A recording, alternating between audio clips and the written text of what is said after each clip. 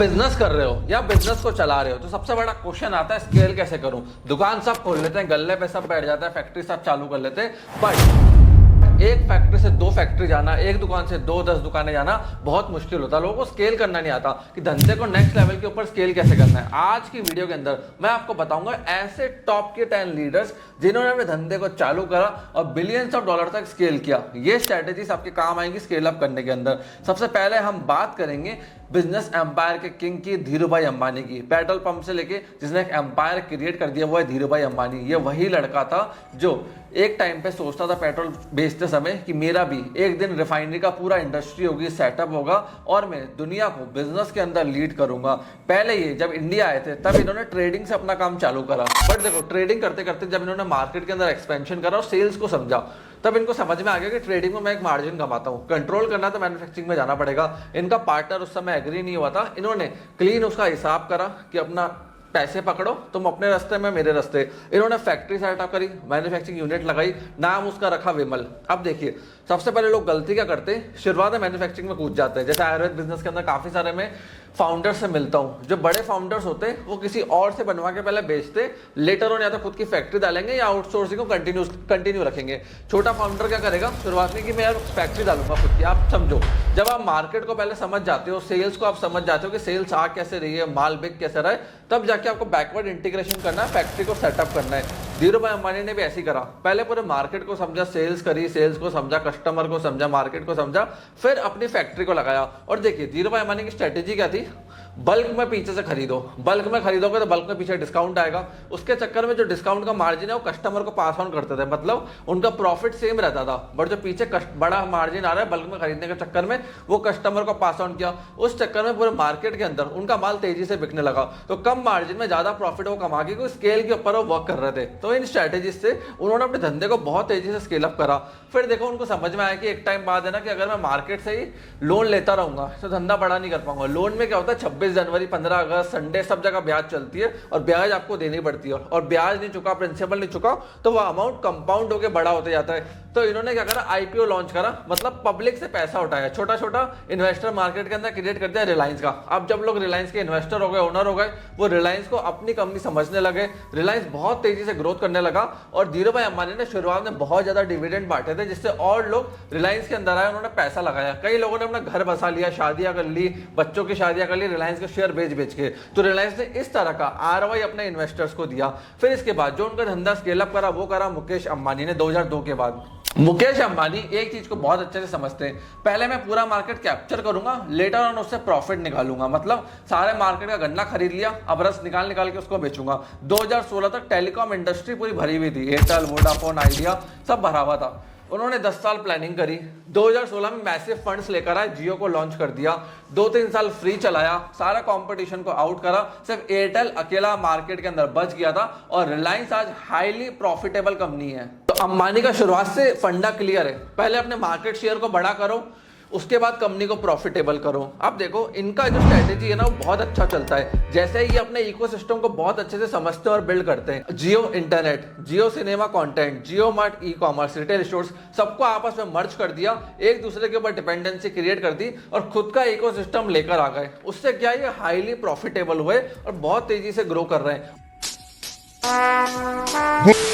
और देखिए मुकेश अंबानी जितने भी लीडर्स को अपने ट्रेन करते हैं, कंपनी के अंदर लेकर आते हैं, उनको एक चीज समझाते हैं, speed plus execution. Mukesh Ambani अपने लीडर्स को समझाते हैं, तुमको आइडिया आया माइंड के अंदर, उसको सोचो, लिखो, बड़ी कंपनी के आइडियाज को कॉपी करो, एसओपीज को लाओ, टारगेट सेट करो और एग्जीक्यूट कर डालो। फेल होगा तो बाद में देखा जाएगा। ये लोग एग्जीक्यूशन में बहुत तेज रहते हैं। अगर आप देखो आज के टाइम में हम बहुत सारा आइडिया सोचते हैं, फिर क्या होता है कोई एक छोटा सा नेगेटिव चीज आती है, हम छोड़ देते हैं। ये बहुत बड़ा विजन रखते हैं, सोचते हैं, प्लानिंग करते हैं, एग्जीक्यूशन करते हैं, फंडिंग कहां से लानी है, पैसे कहां से लाने और फास्ट एग्जीक्यूशन। टारगेट्स लिख लो कि भैया आजकल मुझे अगले 5 साल में 10 करोड़ कमाने, तो मतलब हर साल 2 करोड़ कमाने, तो आज ही हमने गूगल शीट में मोबाइल के वॉलपेपर में लिख लो कि 2 करोड़ साल के कमाने। ये लिखते हैं, उसको कंट्रोल करते हैं और बहुत तेजी से एग्जीक्यूट करते हैं। तीसरा जिनका मैं बिजनेस एम्पायर के बारे में आपको बताने जा रहा हूं वो है ध्यानश्याम दास बिरला। वो बंदा जिसने उस समय धंधा चालू करा था जब ब्रिटिश कंपनीज का राज था, धंधा करना मुश्किल होता था, फिर भी ये कॉम्पिटिशन में गए, जहां पैसा बनाना सबसे अच्छा था, प्रॉफिटेबल था, उस धंधे के अंदर घुसे, ट्रेडिंग करते थे पहले झूठ की। उसके बाद इनको समझ में आया कि भैया मैं ट्रेडिंग करके बिलियनर नहीं बन सकता, मुझे पैसा बनाना है। उसके लिए इन्होंने झूठ की मेल स्टार्ट कर दी। ये इजी स्टेप नहीं था, ब्रिटिशर से कंपटीशन था, पॉलिसी बैरियर्स था, पैसा इनके पास था नहीं, बट फिर भी इन्होंने मन में ठान लिया था मैं करके रहूंगा। देखो ट्रेडिंग जो करता है वो लिमिटेड प्रॉफिट कमाता है, बट शुरुआत में वो मार्केट समझ जाता है ट्रेडिंग करके। जो मैन्युफैक्चरिंग करता है वो असली प्रॉफिट कमाता है। और देखो इन्होंने क्या करा, फिर डाइवर्सिफाई करा। एक बार जैसे ही ये प्रॉफिटेबल हुआ, मार्केट के किंग बने, इन्होंने टेक्सटाइल्स, सीमेंट्स, एल्यूमिनियम, केमिकल्स, हर जगह अपने धंधे को एक्सपेंशन दिया और एक्सपेंड करा और हर कैटेगरी के अंदर घुसे। 7 से 10 इन्होंने रेवेन्यू के सोर्सेज बनाए ताकि कंपनी चलते जाए। और देखो बिजनेस रिस्की होता है, एक बास्केट में सारे अंडे रखोगे, बास्केट गिर गई, पूरा धंधा बर्बाद हो जाएगा। उसको डाइवर्सिफाई करो। और इनका रिलेशनशिप एक कैपिटल की तरह इनके लिए काम करा। जीडी बिरला हर पॉलिटिशियन से, फ्रीडम फाइटर से, बिजनेस लीडर से बहुत अच्छा रिलेशन रखते थे। इनका जो नेटवर्क था वही इनके नेटवर्क से बना।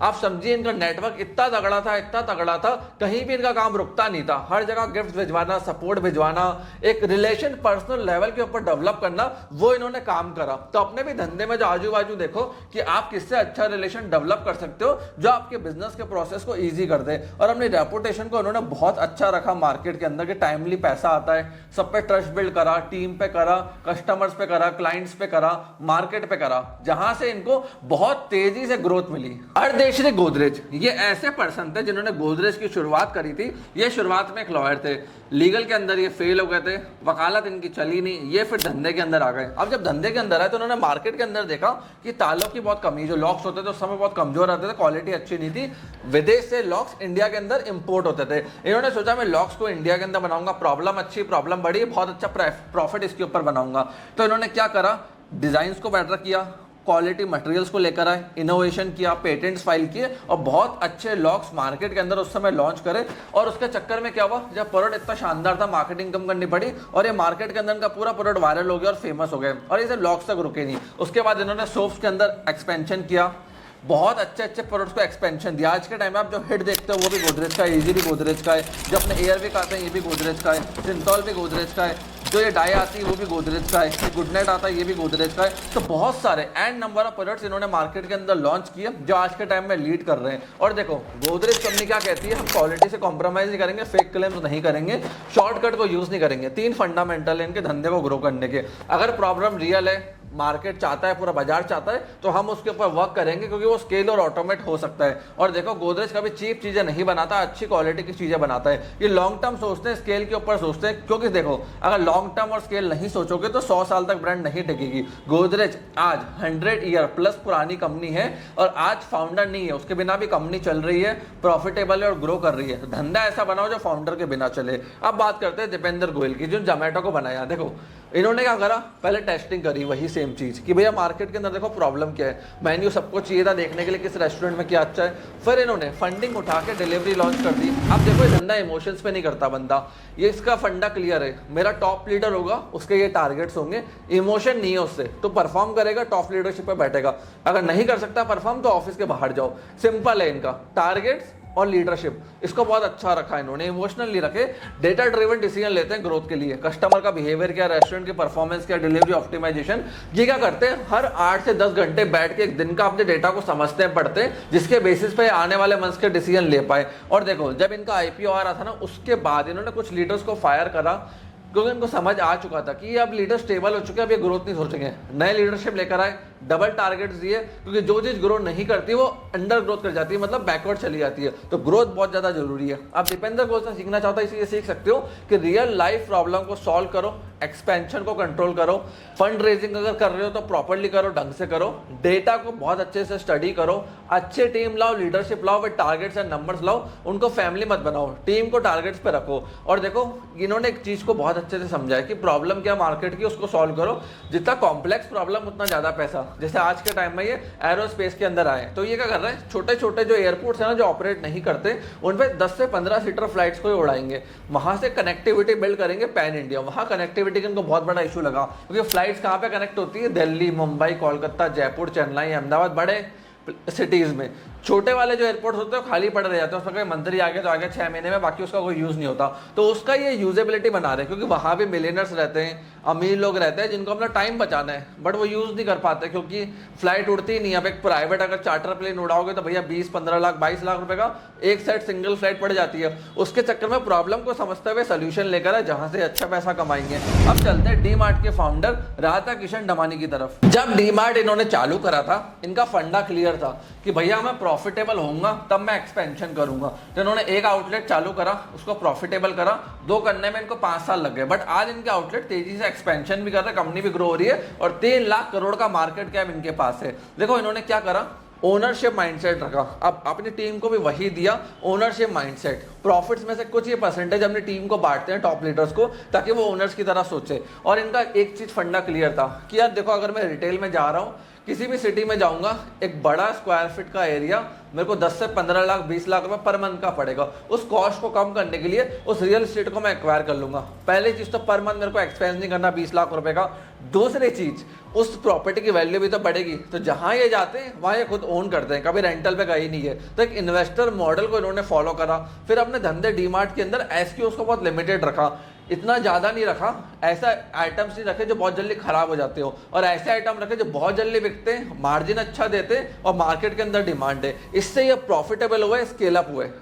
इन्होंने अपनी टीम को 3 चीजें बोली थी, ऐसा माल रखो जो जल्दी बिके, दूसरी चीज ऐसा माल जो ज्यादा जल्दी खराब भी ना हो, तीसरा डेड स्टॉक हो तुरंत स्पीड से हटाओ, ऑपरेशनल एक्सीलेंस किसी को सीखनी हो तो वो डीमार्ट से सीखे। सप्लाई चेन से लेके स्टोर की एफिशिएंसी से लेके इन्वेंटरी मैनेजमेंट से लेके हर चीज को टॉप नॉच रखा। No drama, only systems, only efficiency, operations को स्ट्रॉन्ग, स्केलेबिलिटी को स्ट्रॉन्ग, और कस्टमर्स को समझना है कि भैया कस्टमर्स को पहली चीज वैल्यू फॉर मनी। डीमार्ट में कस्टमर एसी के चक्कर में नहीं जाता है, वो जाता है डिस्काउंट के चक्कर में। जो उसको चाहिए वो डिस्काउंटेड रेट पर मिल रहा है, उसका चक्कर में कस्टमर सिटी के बाहर ट्रैवल करके 10 किलोमीटर का तेल जला के डीमार्ट में जाता है। तो अच्छे डिस्काउंट दिए, ट्रस्ट दिया, कंसिस्टेंसी दी, प्रोसेस को बढ़िया रखा, स्केलेबल रखा, और आज डीमार्ट 3 लाख करोड़ की कंपनी बन चुकी है मार्केट कैप के अंदर। अब बात करते हैं जीरोडा के फाउंडर्स की, कैसे धंधे को स्केल अप करा और प्रॉफिटेबल इतनी बड़ी कंपनी बना दी। नितिन एंड निखिल कामावत दोनों इसके फाउंडर थे।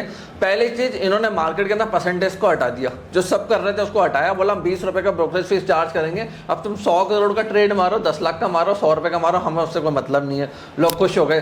फिर उसके बाद इन्होंने एजुकेशन ड्रिवन धंधा रखा, कंटेंट डाला, ब्लॉग्स डाले, मतलब कंटेंट से इतना भर दिया कि कस्टमर इनके कंटेंट पे ट्रस्ट करने लगा और इस ब्रांड के ऊपर ट्रस्ट करने लगा। और एफिलिएट मार्केटिंग चला दी। सारे यूट्यूबर्स को बोला भाई तुम हमें प्रमोट करो, लिंक से अकाउंट खोलेंगे, तुम्हें कमीशन मिलेगा। तो एफिलिएट से सारे यूट्यूब कंटेंट क्रिएटर्स आ गए, वीडियो बनाई, इनका लिंक डाला और ये वायरल हो गए। इन्होंने कम्युनिटी क्रिएट कर दी ट्रेडर्स, इन्वेस्टर्स, लर्नर्स की। वहां से ऑर्गेनिक ग्रोथ इनके धंधे को बहुत तेजी से आगे ले गई। और जो फाउंडर था वो खुद एक प्रोडक्ट आया था। तो जो प्रोडक्ट होता है ना, वो बहुत जरूरी होता है। आज देखो BMW हो गया, ऑडी हो गया, मर्सिडीज हो गया या आईफोन हो गया, ये लोग ज्यादा मार्केटिंग नहीं करते, इनका प्रोडक्ट शानदार। अगर मैं एप्पल लेने जा रहा हूँ दुकान पे तो मैं वीवो, ओप्पो नहीं देखूंगा, मैं सीधा एप्पल खरीदूंगा।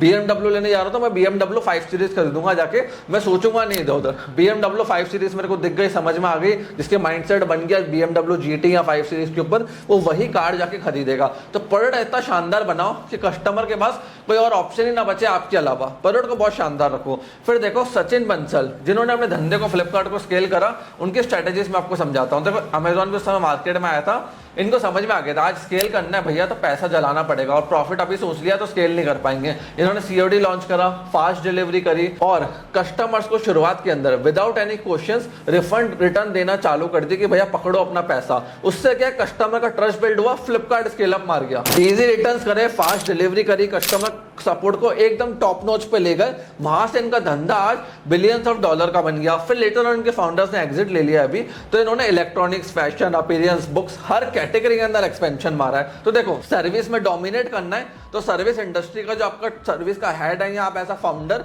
5 स्टार गूगल रेटिंग है, 5 स्टार कस्टमर डिलीवरी समझ जाओ। जब तक आपकी डिलीवरी 5 स्टार होगी, जिस चीज का आपने प्रॉमिस किया, पैसा लिया है, तब तक आपका धंधा स्केल अप होगा। वो बहुत ज्यादा जरूरी है कि उस KPI को आप ट्रैक करो सर्विस इंडस्ट्री के अंदर। अब बात करते हैं रितेश अग्रवाल की, जिन्होंने ओयो को स्केल करा। 17-18 साल की उम्र में इन्होंने एक चीज समझ में आ गई थी मार्केट के अंदर कि छोटे मोटे होटल्स होते हैं ना, इनके SOPs बढ़िया नहीं है। बड़े होटल ताज, रेडिसन, SOP बढ़िया, इसलिए लोग आते हैं जाते हैं, बढ़िया होटल प्रॉफिटेबल चल रहा है। छोटे होटल्स क्या है, पर्दे गंदे, सोफा गंदा, बेडशीट का अता पता नहीं, एसओपी का पता नहीं, मार्केटिंग का पता नहीं।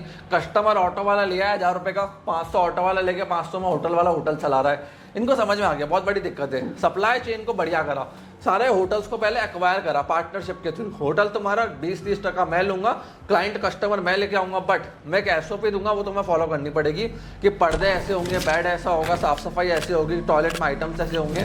उसके बाद पार्टनरशिप कर ली, फिर अपना ऐप लॉन्च करा, प्लेटफॉर्म लॉन्च करा, एसईओ करा, गूगल से ट्रैफिक लेकर आए और बहुत तगड़ा पैसा इन्होंने छापा। अब इनके साथ देखो फायदा क्या था, इनको ट्रैफिक ही बढ़ाना है। हर बार होटल के लिए जमीन बिल्डिंग नहीं चाहिए, वो सब बना हुआ था, उसी को यूज करके प्रॉफिट बना लिया पार्टनरशिप के अंदर। और देखो आज होटल इन पर डिपेंडेंट क्यों, टेक्नोलॉजी इनकी जा रही है, बुकिंग ये लेकर आ रहे हैं, हर चीज ये करके दे रहे हैं। तो उसके चक्कर में होटल वालों को इनसे जुड़ा रहना पड़ता है, 20-30% कमीशन इनको देना पड़ता है। और देखो इनको समझ में आ गया था कि शुरुआत में ना जो मेरे फ्रेंड्स आ रहे हैं ये धंधा स्केल नहीं करेंगे, लीडर्स को लाना है, उनको विजन दिखाने, नंबर्स दिखाने, ग्रोथ दिखानी है, जाके डिसीजन मेरे फास्ट हो, कंफ्यूजन ना हो, अकाउंटेबिलिटी हो और धंधा बढ़िया बने। तो अपने दोस्तों को कभी भी धंधे में लेकर मत आना। धंधा आपके एसओपी से चलता है, प्रोसेस से चलता है, लीडरशिप से चलता है, आउटपुट से चलता है। दोस्ती यारी से सिर्फ घर की पार्टियां हो सकती है, घर चल सकता है, धंधा नहीं चल सकता। धंधा टारगेट से और आउटपुट से चलता है। तो जब तक टीम में ओनरशिप माइंडसेट नहीं होगा, परफॉर्मेंस माइंडसेट नहीं होगा, पैसा नहीं आने वाला, ग्रोथ नहीं आने वाला।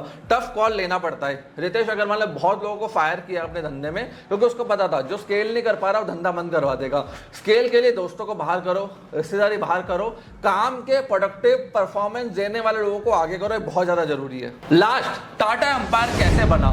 100 साल से भी ज्यादा ये पुरानी कंपनी है, 3 जनरेशन जा चुकी है और आज भी टाटा ग्रुप एग्जिस्ट करता है। कैसे इतना बड़ा ग्रुप बना, जमशेदजी टाटा जो इन्होंने टाटा ग्रुप को सेटअप किया था 1868 के अंदर 21,000 रुपए की कैपिटल से। अब देखो उस समय ना इंडस्ट्री के अंदर 0 इंडस्ट्रियलिस्ट थे जो इंडियन थे, ब्रिटिश का पूरा कंट्रोल था।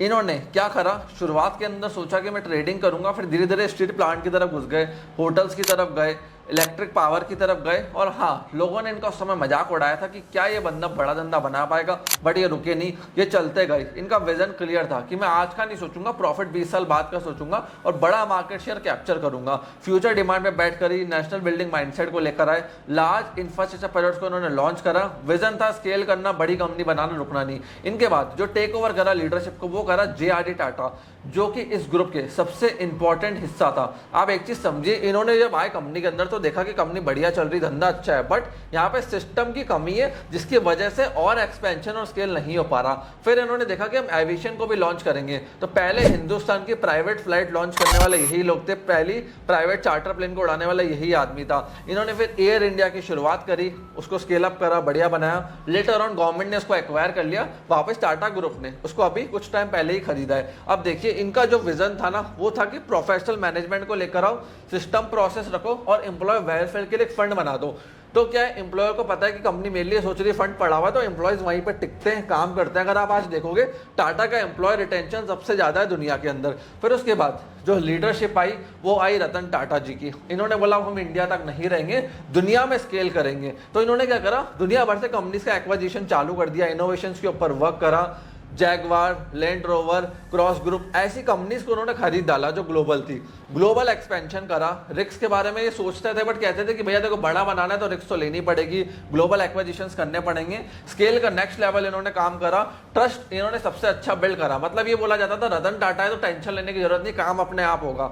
अब 100 साल से ये कंपनी चलते आ रही है, कोई फ्रॉड का एलिगेशन नहीं, कोई चीटिंग का एलिगेशन नहीं तो आजकल आप देखोगे 10-15 साल होते नहीं, बड़ी कंपनियां जो बनती है उन पे एलिगेशन पहले आ जाते हैं। तो ट्रस्ट इन्होंने पहले बनाया मार्केट के अंदर। अब आप इसकी ओनरशिप देखोगे ना, तो जो टाटा का ग्रुप है, जो टाटा का ट्रस्ट है, उसके अंदर टाटा सन्स, फिर होल्डिंग कंपनी आती है। मतलब कंपनियों का प्रॉफिट पहले टाटा सन्स में जाता है, फिर वो टाटा ग्रुप और टाटा ट्रस्ट के अंदर जाता है। TCS, Tata steel, Tata Motors, range rover, volt, इनकी कंपनीज है, सारा अपना प्रॉफिट शेयर ऊपर ट्रांसफर करती है, वो और ऊपर ट्रांसफर करके पब्लिक वेलफेयर के लिए काम करते हैं। TCS इनके लिए कैश काउ की तरह है, जो बहुत अच्छा प्रॉफिट इनको लॉन्ग टर्म में दे रही है। और TCS की शुरुआत आज से 50 साल पहले हुई थी, जब टेक्नोलॉजी टेक के बारे में, कंप्यूटर के बारे में कोई सोचता भी नहीं था। तो ये हमेशा लॉन्ग टर्म सोचते हैं, फ्यूचर के सोचते हैं। आप किसी भी इनके ग्रुप की कंपनीज को देख लो, वहां पर टाटा जोड़ देंगे, जैसे TCS, Tata steel, Tata Motors, Tata chemicals, कर करके इन्होंने ब्रांड्स को लॉन्च करा है। टाटा इनका होल्डिंग ट्रेडमार्क है जो हर ब्रांड के साथ आपको मिल जाएगा। और देखो टाटा इन्होंने ट्रस्ट की तरह बनाया कि अगर आप टाटा पे जा रहे हो तो मतलब ट्रस्ट खरीद रहे हो, इस चीज का ध्यान रखना। प्रोफेशनल सीईओज लेकर आ 100-150 कंपनियां, तो उनके सीईओज अलग अलग है जो प्रॉफिट निकाल के ऊपर टाटा सन्स और टाटा ट्रस्ट तक पैसा पहुंचवाते हैं। डाइवर्सिफिकेशन को बहुत अच्छे से करते हैं क्योंकि देखो ये हर जगह नहीं घुसते, जहां प्रॉफिटेबल है स्केल अप है वहां घुसेंगे। टाटा टी में घुसा, कॉफी में घुसा, प्रॉफिटेबल था, स्केल अप था, इसलिए घुसा। अब कुछ कुछ चीजों पे आते हैं जो इन 10 बिजनेस लीडर से आपने सीखी है, एंड में मैं इसकी समरी दे रहा हूं। पहली चीज, ओनरशिप डिजाइन थिंकिंग बनाओ, तब जाके लॉन्ग टर्म थिंकिंग आएगी। मतलब आपके धंधे में जो लीडर्स हैं उनको प्रॉफिट से जोड़ो, 5-10% पैट का प्रॉफिट आफ्टर टैक्स का अपने लीडर्स में बांट दो, वो अपना कंपनी का प्रॉफिट बढ़ाएंगे। दूसरी चीज, कंपनीज बनानी है तो आपको सेपरेट सीईओ पीएनएल लगाने पड़ेंगे। आप एक चीज समझो, एंड में क्या आपको प्रॉफिट तो चाहिए धंधे से, तो ये सारे बड़े जो लोग होते हैं, चेयरमैन होते हैं, सीईओ को अपॉइंट करते हैं जो प्रॉफिट ला के उनको देते हैं। वो अपने पैट में से 5-10%, 2%, 15% अपने सीईओ को ग्रुप के अंदर डिवाइड करते हैं, क्योंकि धंधा हम करते ही प्रॉफिट के लिए। तो जब आपने एक ऐसा आदमी रख दिया जो धंधे का प्रॉफिट लेकर आ रहा है, फिर आपको धंधा देखने की जरूरत नहीं है। कैपिटल अलोकेशन डिसिप्लिन बहुत अच्छा है। टाटा ले लो, बिरला ले लो, रिलायंस ले लो, गोदरेज ले लो, कि भैया इतना पैसा दिया, इतनी आरओआई चाहिए, इतना प्रॉफिट लेकर आ। ज्यादा पैसा बांटते नहीं है, कंजूसी से चलते हैं, कॉस्ट को कंट्रोल करते हैं। ऐसा नहीं है कि अंबानी के पास आज सारा चीज का पैसा है तो वो अंधाधुन अपने लीडर्स में, टीम में, ऑफिस में बांट देगा। कंट्रोल नहीं करोगे एम्पायर खत्म हो जाते हैं। आज हिंदुस्तान में पेट्रोल और डीजल की दिक्कत चल रही है ना भैया, ठीक है ना, तो अब क्यों दिक्कत चल रही है? पहले टेंशन खर्चे कर दिए, अब दिक्कत आ रही है। तो एक चीज समझो, कॉस्ट को धंधे में कंट्रोल करो। पैसा पड़ा है मत बांटो, बर्बाद हो जाओगे, पड़ोसी भी साथ नहीं देगा, इस चीज का ध्यान रखना। तो फ्रेंड्स, मैं आशा करता हूँ इस डिटेल केस स्टडीज आपको काफी कुछ समझ में आया होगा स्केल के ऊपर कि बिजनेस को स्केल करना कैसे। अगर कोई आपके मन में डाउट रह गया है, क्वेश्चन रह गया, anything you want to ask, comment section आपके लिए ओपन है। कमेंट सेक्शन में कमेंट करके मेरे से पूछ सकते हैं। आपने इस वीडियो को यहां तक देखा, हम लोग सपोर्ट दिया, उसके लिए धन्यवाद।